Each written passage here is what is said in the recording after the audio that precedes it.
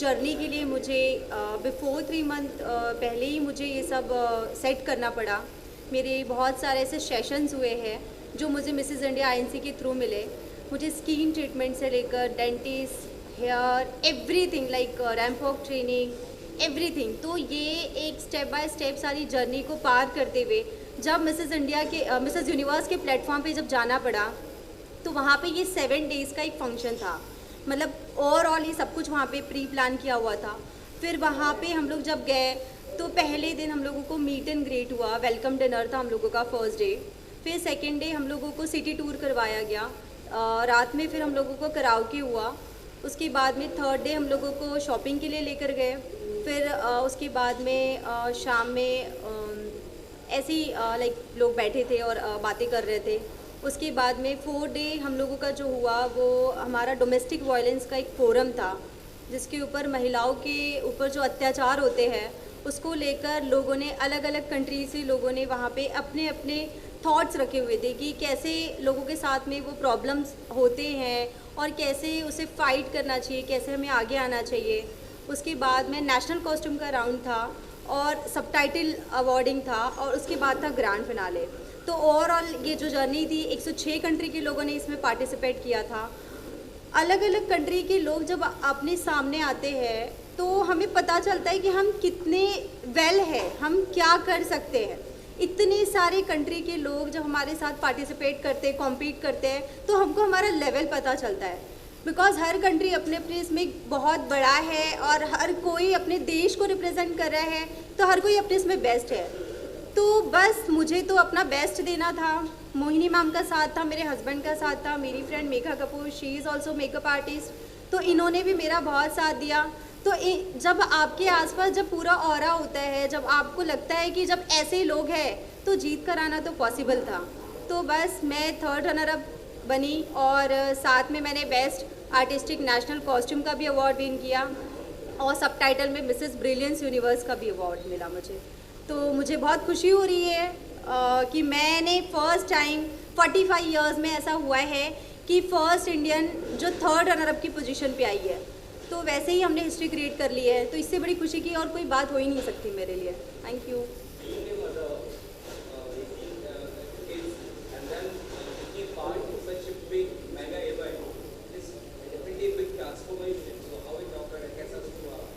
Yes yes, actually मेरा एक बेटा है 7 ईयर का। तो एक्चुअली उसने ही मुझे इसके लिए बहुत ये किया है कि मम्मा वो मतलब ऐसे लोगों को बोलता था कि मेरी मम्मा तो प्रिंसेस है। तो एक दिन ऐसा ही हुआ कि बाजू की हमारी एक आंटी आई और वो मुझे देखने लगे, तो बोले कि आपका बेटा बोल रहा है कि मेरी मम्मा प्रिंसेस दिख रही है, आप चलो प्रिंसेस को देखने के लिए। तो वो आए, उन्होंने मुझे देखा, तो उन्होंने मेरे बेटे को कहा जब वो 2 साल का था कि हाँ वाकई आपकी मम्मा तो प्रिंसेस है। तो फिर उसे ऐसा लगा कि मम्मा प्रिंसेस तो क्राउन पहनती है, मतलब आजकल के बच्चे तो इतने स्मार्ट है कि उनको सब कुछ समझ में आता है। तो ये सेड कि मम्मा प्रिंसेस तो क्राउन पहनती है, तो आप क्राउन पहनो। तो मैंने कहा बेटा क्राउन ऐसे नहीं पहना जाता है, क्राउन के लिए ना प्रॉपर एक स्टेप होती है कि आपको एक पेजेंट करना होता है, उसमें आपको क्राउनिंग किया जाता है, तो आपको उसकी वैल्यू तब ज़्यादा अच्छे से समझ में आती है। तो उसने मुझे बहुत ये किया, पोक किया, मम्मा आप जाओ आप करो। तो एक 2 साल का बच्चा जब अपनी मम्मी को इन सब चीज़ों के लिए इंस्पायर करता है, तो ऑब्वियस है कि आपको एक लगता है कि एक स्टेप पे कि हाँ हमने ये करना चाहिए। तो बस उसने मुझे पोक किया, मेरे फैमिली वालों ने सपोर्ट किया। मेरी एक डॉटर भी है 3 साल की। तो ये मेरे बच्चों को देखते हुए मुझे ऐसा लगा कि मुझे करना चाहिए। आज मेरी बेटी 3 साल की है, बट वो मुझे बोलती है मेरी मम्मा आज मिसेस यूनिवर्स बन के आई है, मम्मा मुझे मिस यूनिवर्स बनना है। तो मुझे बहुत प्राउड फील होता है कि बच्चे अपनी माँ को देखकर जब सीखते हैं तो उनको कुछ लगता है कि हमें आगे कुछ करना चाहिए और हमें आगे बढ़ना चाहिए और अपनी मम्मा जैसे बनना चाहिए। तो मेरे बच्चों के साथ में ये जो भी जर्नी थी बहुत अच्छी थी। बच्चों को छोड़कर जाना इतना आसान नहीं होता है, लेकिन अगर घर में आपके सपोर्ट है तो डेफिनेटली आप ये सब चीज़ें कर सकते हो और ये चीज़ें बहुत इजी हो जाती है। और साथ में पति का साथ होना सबसे इम्पॉर्टेंट होता है। अगर आपका हस्बैंड आपका बैकबोन नहीं हो सकता तो आपके लिए शायद थोड़ा मुश्किल हो सकता है, बट पति का सपोर्ट और फैमिली का सपोर्ट, बच्चों का सपोर्ट, बहनों का सपोर्ट, इन सपोर्ट की वजह से ही शायद मैं ये खिताब जीत कर आ पाई हूँ।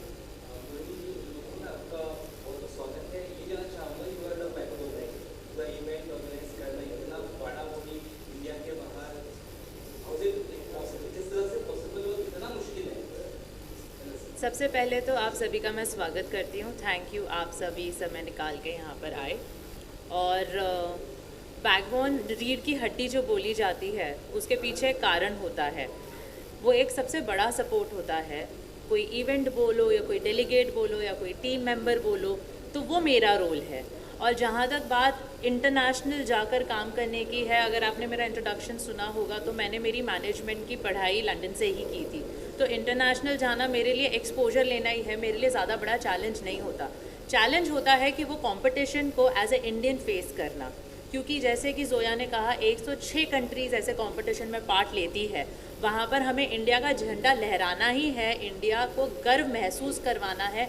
ऐसा एक भी गलती से कोई कदम नहीं उठाना जहाँ पर हमारी आंखें झुक जाए या फिर भारत का नाम वो हो जाए, ख़राब हो जाए।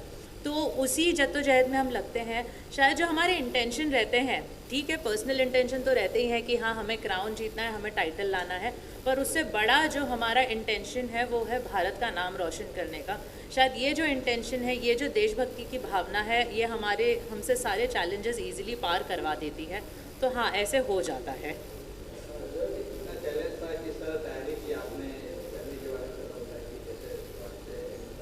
जी हाँ, मैंने अभी बताया आप लोगों को कि ये बहुत चैलेंजिंग था, बिकॉज 106 कंट्री के लोग अगर पार्टिसिपेट कर रहे हैं तो ऑफ कोर्स हर कोई जीतने के लिए आया हुआ है, हर कोई अपने देश के लिए मतलब ट्रॉफी लेके जाना है, हर किसी को क्राउन चाहिए, हर किसी को शैश चाहिए, तो हर कोई अपने आप में बेस्ट था। तो ये बहुत बड़ा चैलेंज था, बिकॉज हर देश का अपना नेशनल कॉस्ट्यूम था और हर कोई अपने आप में खूबसूरत दिख रहा था। बट वो तो जजेस के ऊपर होता है कि आपने कैसे उसे कैरी किया है, आप उसे कैसे, आप उसके साथ में उसके पीछे की स्टोरी क्या है, तो ये सब चीज़ें देखकर ही वो चीज़ें डिसाइड होती है। तो मैंने अभी जैसे ही आप लोगों को बताया है कि ये एक लाइक 7 डेज़ का एक फंक्शन होता है जिसमें सारा सब कुछ करवाया जाता है, नेशनल कॉस्ट्यूम एंड ऑल, सारे राउंड्स होते हैं, सब टाइटल अवॉर्डिंग, डोमेस्टिक फोरम। तो मैं आपको एक चीज़ और बताना चाहूँगी, डोमेस्टिक फोरम इट्स लाइक कि जैसे घरेलू हिंसा के ऊपर जैसे बात करते हैं, हर कोई इस पे बात करने के लिए कतराता है, लेकिन वहाँ पे ये जो हमको स्टेज मिला था डोमेस्टिक वायलेंस के लिए, तो ये बहुत बड़ा स्टेज था। बिकॉज मुझे ऐसा लगता है जो मैंने किया था, मेरा था सेल्फ डिफेंस। तो मुझे ऐसा लगता है कि आने वाली हर पीढ़ी ने अपने बच्चों को सेल्फ डिफेंस सिखाना चाहिए।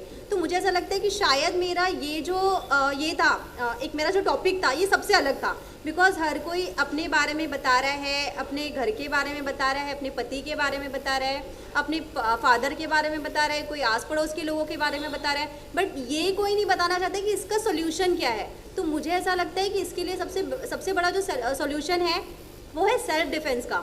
तो मुझे ऐसा लगता है कि बच्चों को, आने वाली अपनी पीढ़ी को, हर माँ बाप ने अपने बच्चों को सेल्फ डिफेंस की एजुकेशन देना ही चाहिए, सेल्फ डिफेंस उन्हें सिखाना ही चाहिए। तो बस मेरा भी कुछ ये भी था, तो शायद जजेस को हो सकता है वो चीज़ें अच्छी लगी होगी। तो बस मैंने ये सब किया, ये जर्नी बहुत अच्छी थी मेरी ओवरऑल, और बाकी तो आप लोगों के सामने मैं बैठी हूँ।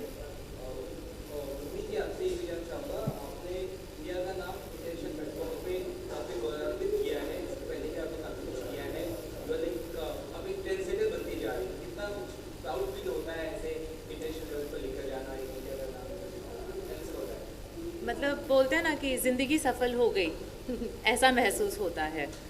2016 में जब मैंने मिसेस इंडिया में पार्ट लिया था, तब तो मैं मिसेस वर्ल्ड का क्राउन जीतकर इंडिया में नहीं ला पाई थी, पर मेरा सफ़र, मेरी जर्नी तभी ही शुरू हो गई थी। 2016 से मेरी मेहनत जारी थी और हर दिन मेरी यही कोशिश थी कि इंटरनेशनल क्राउन इंडिया में आना चाहिए। इसलिए नहीं क्योंकि मेरी ज़िद थी, पर इसलिए क्योंकि मुझे पता था कि भारत में हर वो खासियत है, हर वो कैपेबिलिटी है कि भारत हर एक ताज पहन सकता है। वहीं से मेरा सफ़र शुरू हुआ। नवदीप कौल जब मिसेस वर्ल्ड गई थी, तब नवदीप कौल ने बेस्ट नेशनल कॉस्ट्यूम का अवार्ड जीता। उसके बाद चाहत दलाल जब मिसेस गैलेक्सी के लिए गई, तो चाहत दलाल हमारा मेन विनर मिसेस गैलेक्सी का क्राउन जीत कर आई, जो पहली बार इंडिया को मिला। सरगम कौशल गई, सरगम कौशल ने भी मिसेस वर्ल्ड का क्राउन जीता। और आप सभी आए थे, आप हर बार आए थे, और आज जब जोया मिसेस यूनिवर्स का 3rd रनर अप का क्राउन जीत कर आई है, फिर से आप आए हो, हमें सहारने आए हो, हमारा स्वागत करने आए हो। तो आप लोगों का सपोर्ट भी बहुत अच्छा लगता है, बहुत मेजर रोल प्ले करता है। बस आगे कामना है कि हम इसी तरीके से जो सीढ़ियां हैं वो ऊपर ऊपर और ऊपर चढ़ते जाएं और बड़े बड़े और क्राउन इंडिया में लाएं। मेरे लिए ज़ोया की अचीवमेंट बहुत ही अलग अचीवमेंट है, क्योंकि मैंने अभी काफ़ी विनर्स का नाम लिया है। सब विनर्स या तो दिल्ली से रही हैं या तो बॉम्बे से रही हैं। ज़ोया नागपुर की है, तो हमारे लिए स्मॉल टाउन, मैं उसको स्मॉल टाउन गर्ल बोलूँगी, जैसे हम MC स्टैन को बी टाउन बोलते हैं। तो ये हमारे लिए स्मॉल टाउन है। ये देखने जाए तो एक माइनॉरिटी कम्युनिटी से भी हैं। ये इनके फैमिली में या इनके कम्युनिटी में अलग तरीके के रेस्ट्रिक्शंस होते हैं। ऊपर से 2 बच्चे संभालना, घर बार संभालना, वो एक बिजनेस वुमेन भी है एट द सेम टाइम। तो इतनी सारी रिस्पॉन्सिबिलिटीज़ के साथ इन्होंने जितना उम्दा परफॉर्मेंस वो स्टेज पे दिया है, मैं ज़ोया से सीखती हूँ। मेरे लिए काफ़ी सारी चीज़ें होती हैं जो मैं इनसे सीखती हूँ। इनमें धैर्य बहुत है, इनमें पेशेंस बहुत है, बहुत ज़्यादा फेथ है फ्यूचर को लेके, बहुत पॉजिटिव हैं। तो ये इनकी अपनी क्वालिटीज़ हैं। ये मेरा नज़रिया है ज़ोया के लिए। जिस पायदान पे आप हैं, क्या उस पायदान से आप खुश हैं और नेक्स्ट आपकी क्या तैयारी है? जी हाँ, मैं बहुत खुश हूँ बिकॉज मिसेस यूनिवर्स में एक क्राइटेरिया होता है कि वो 5 विनर्स होते हैं। तो चाहे आप विनर हो, चाहे आप 3rd रनर हो, वो सब कुछ सेम है। और मुझे ऐसा लगता है कि मैं अकेली इंडियन हूँ जिसने 4 टाइटल इंडिया के लिए लेकर आई हूँ। तो मेरे लिए इससे बड़ी सक्सेस की कोई बात ही नहीं हो सकती। और रही बात मेरे फ्यूचर की, तो मेरा फ्यूचर ऐसा है कि मेरा एक कारा फाउंडेशन है। मैं एक फाउंडेशन की ओनर हूँ। मैं मेरा फाउंडेशन चलाती हूँ जिसमें मैं मालनरिश किड्स, अंडर प्रिविलेज किड्स और उसके बाद में विडोज़ के लिए मैं वर्क करती हूँ। साथ ही मैं ओल्ड एज पीपल के लिए वर्क करती हूँ। तो मुझे ऐसा लगता है कि यही काम है जो मैं आगे करना चाहती हूँ। मेरा बहुत जल्दी मेरा प्रोडक्शन हाउस लॉन्च होने वाला है जिसमें मैं एल्बम सॉन्ग्स वगैरह बनाना चाहती हूँ। मैं ऑलरेडी, मेरा एक मीडिया है, मेरा INBCN न्यूज़ चैनल है जिसकी मैं डायरेक्टर हूँ। और हम लोगों का खुद का नागपुर मेट्रो समाचार न्यूज़पेपर चलता है। बस यही मेरे मोटोज हैं। आप इंटरनेशनल पे परफॉर्म कर रहे हैं, आज बड़ी खुशी की बात है, ऑस्कर जो है इंडिया में आ रहा है, तो इसके लिए कुछ फिल्म बनाएंगे या ऐसा कुछ करेंगे जो एक और अवार्ड आए? ज़रूर, मतलब आपने बोला है तो मैं ज़रूर इसके बारे में सोचूंगी। मुझे लगता है कि छोटे टाउन में से ही बड़ी बड़ी कामयाबी निकलती है। निकलती है, बस उसे देखने की, तराशने की ज़रूरत है।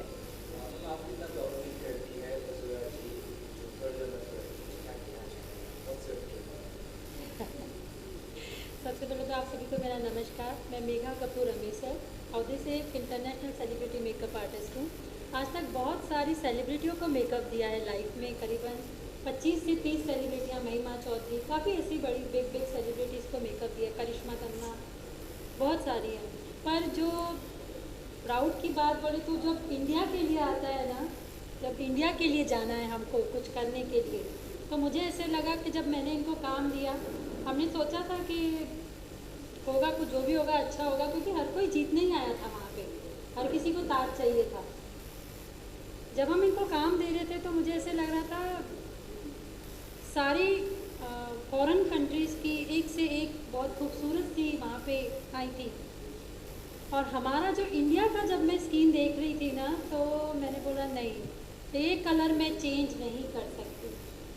फॉरेन कंट्री के कलर को देख के अगर मैं मेरे इंडिया के कलर को चेंज कर दूंगी तो कहीं ना कहीं मैं नुकसान में चली जाऊंगी। मैंने बोला नहीं मेघा, आप इस 27 साल का जो अनुभव है आज आपको वो यहाँ पे चलाना है। तो हमने इंडिया की स्किन को बिल्कुल भी कुछ भी गोरा नहीं दिखाया।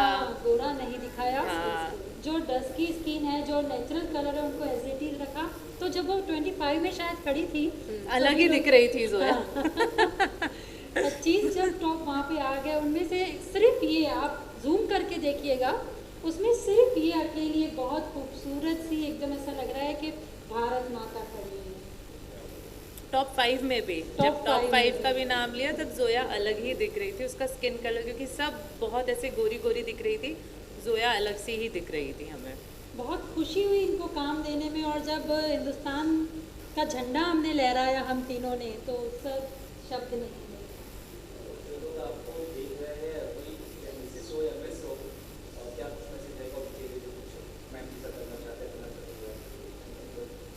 नहीं, आप लोगों को मैं मैं यही कहूँगी, मैं भी बोलूँगी कि मैं हमेशा यही मैसेज देती हूँ कि मैं भी एक बहुत ही नॉर्मल मिडिल क्लास लड़की थी और ज़ोया भी एक बहुत ही नॉर्मल मिडिल क्लास लड़की थी। जैसे आपके घर पे है, जैसे आप हो, जैसे आपकी पड़ोसी है, हम वैसी ही हैं। पर बस हमने हिम्मत नहीं हारी, हमने अपने सपनों पर पूरा भरोसा रखा और हर एक दिन अपने सपनों की तरफ एक छोटा कदम ही सही लिया और इस वजह से हम यहाँ तक पहुँचे हैं। बस यही कहूँगी कि अपने सपनों पर पूरा भरोसा रखना चाहिए, खुद पे पूरा भरोसा रखना है और आप वहाँ पहुँच सकते हो जहाँ आप पहुँचना चाहते हो। हाँ, मैं आपको कुछ बताना चाहूँगी। जैसे आपने पूछा है कि आपको मिस एंड मिसेस के लिए कोई एक मैसेज देना है, तो मैं अपनी ही एक स्टोरी बताती हूँ कि मैं जब छोटी थी, मेरी मदर को 4 बच्चे थे, तो 3 बच्चे मेरी मम्मा के ख़त्म हो गए। मेरे 2 जो भाई बहन थे वो बचपन में चले गए। उसके बाद जो बड़ा भाई था मेरा, वो 30 ईयर्स की एज में चला गया, यानी आज उसको 7 ईयर्स हो गए। तो मैं जब मेरी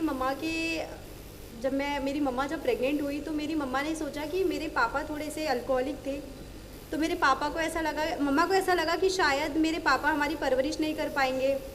तो मेरी मम्मा को लगा कि मैं अबॉर्ट कर लेती हूँ। मेरी मम्मा 3 बार मुझे अबॉर्ट करने गई, लेकिन नहीं हुआ। तो वो 3 बच्चे तो चले गए, जिसको अबॉर्ट करना चाहती थी वो बच्चे, आज उन्हें इतना प्राउड होता है कि मेरी बेटी ने आज हिंदुस्तान का नाम रोशन किया है, जो आज तक मिसेस यूनिवर्स के प्लेटफॉर्म पे कभी नहीं हुआ। तो मुझे इस चीज़ पे बहुत प्राउड है और हर मिस और मिसेस को मेरा ये मैसेज है कि अगर आप कभी भी आपको लगता है कि आपको ये स्टेज पे आके खड़ा होना है, आज आपको अपनी जर्नी स्टार्ट करना है। जर्नी स्टार्ट करने के लिए कोई एज नहीं होती, आप किसी भी एज में अपनी जर्नी स्टार्ट कर सकते हो।